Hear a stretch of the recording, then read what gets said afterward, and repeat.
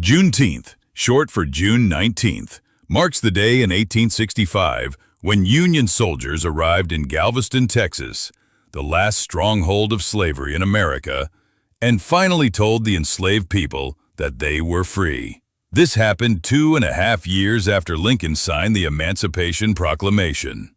Let that sink in. 2.5 years.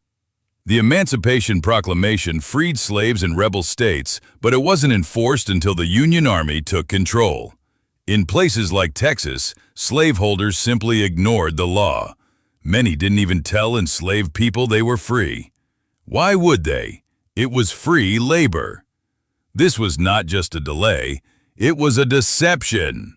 On June 19, 1865, Union General Gordon Granger read General Order No. 3.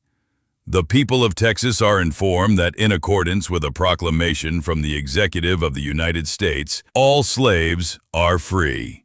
There was no TV, no mass announcement, just a man on horseback reading freedom to a crowd. That's Juneteenth.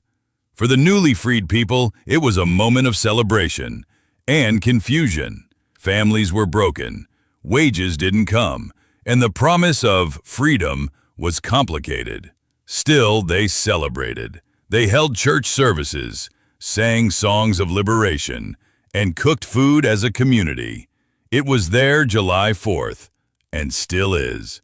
But America didn't join in. As segregation took hold and black voices were pushed out of the national conversation, Juneteenth faded from textbooks. Some people didn't even know it existed until a few years ago. But in black communities, especially in Texas, the tradition survived. Quietly, powerfully. Fast forward to 2020. After George Floyd's death and global protests, America took a long look at its past. Suddenly, Juneteenth was trending. People wanted to know what it meant and why we never learned about it in school. In 2021, President Joe Biden signed a bill making Juneteenth a federal holiday.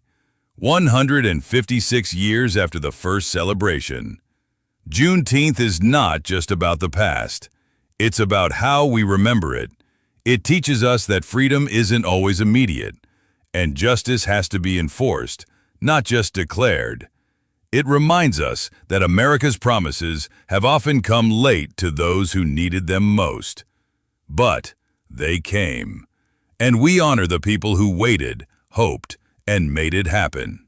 So this Juneteenth, don't just scroll past. Learn, reflect, celebrate, because freedom delayed is still worth celebrating. Subscribe for more real stories from history that still shape our future.